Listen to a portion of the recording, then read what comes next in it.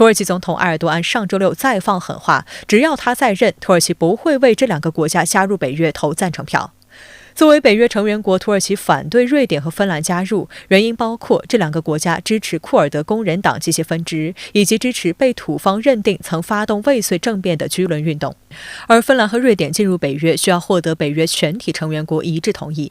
上周，土耳其与来访的瑞典和芬兰代表团就这两国加入北约一事举行的会谈，并未取得多大进展。不过，美国国务卿布林肯上周五则表示，他对有可能在北约马德里峰会前让土耳其改变反对芬兰和瑞典加入北约的立场抱持信心。国务院发展研究中心欧亚社会发展研究所学术委员盛世良向深圳卫视分析指，尽管现在土耳其态度强硬，但土耳其对北约有诸多利益诉求，未来在芬兰、瑞典两国加入北约问题上有可能妥协。我想土耳其跟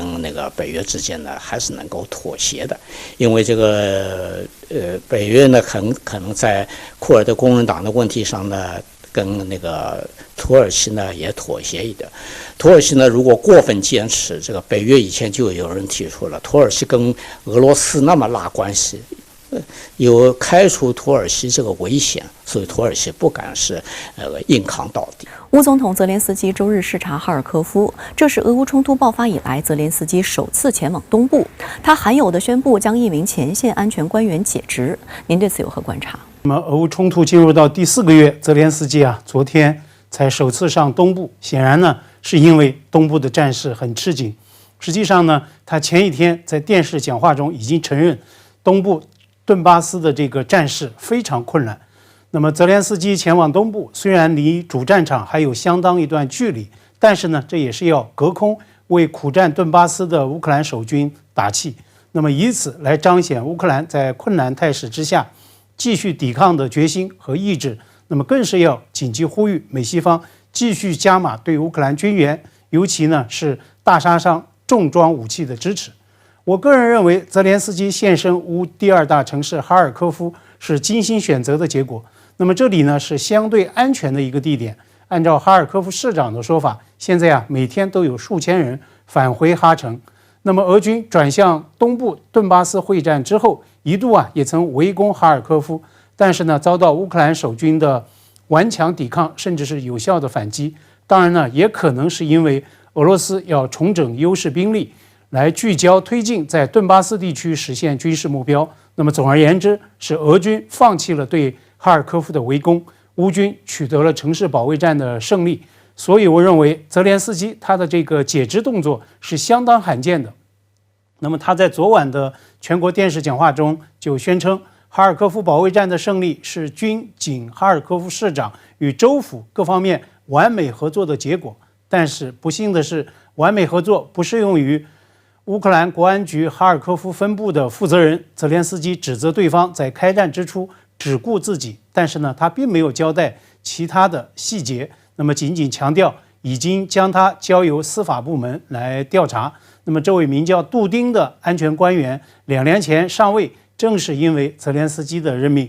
我注意到此前呢，乌总统几次解职行动，尤其是俄乌冲突进入到1整月之际，泽连斯基指控2名国安局的高官叛国，已经不再是将军。那么这也是通过电视讲话来宣布的。很显然，泽连斯基是要用这样的非常动作来彰显自己作为战时总统的非常权威。那么尽管乌战争紧急状态已经确认再延90天，但是呢，饱受战火肆虐的乌克兰现在实际上绝非铁板一块。泽连斯基的前任波罗申科上周六在利沃夫出境参加欧盟系列会议时呢，就再度被拦截。那么波罗申科所在的欧洲团结党就发声明抗议，指责这是波罗申科第2次被阻拦出境。最新消息是，波罗申科已经在周一获准离境。那么乌克兰新老总统明里暗里的角力，无疑也是乌克兰政坛博弈激化的一个见证。那在您看来，乌东战事又将如何走向？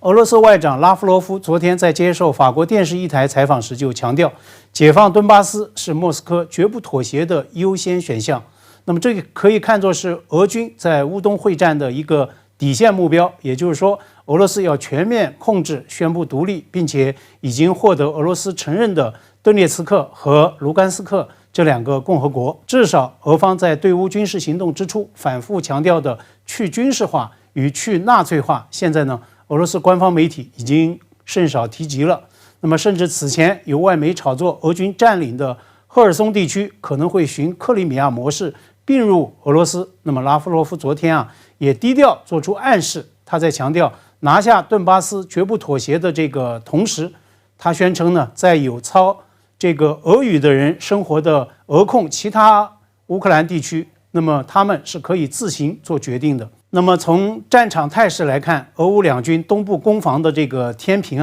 现在也正在显著倾向前者。那么今天呢，乌方已经确认俄军正在攻入卢甘斯克州的最大城市北顿涅茨克。那么泽连斯基在昨天的电视讲话中也提到，北顿涅茨克多数城区已经被毁。我认为北顿涅茨克恐怕要重演马里乌波尔的结局，俄军全面掌控，取得顿巴斯会战极具象征意义的一个最大战果，可能也只是时间问题。那么现在乌方将扭转东部极度艰难的战场态势的全部希望寄托在外部军援上。我前面也提到，泽连斯基昨天上哈尔科夫就是要向美西方传递明确信息。那么东部战事10万火急，再不加码军援，再不加码提供重装武器，那么极度困难的乌军是真要守不住了。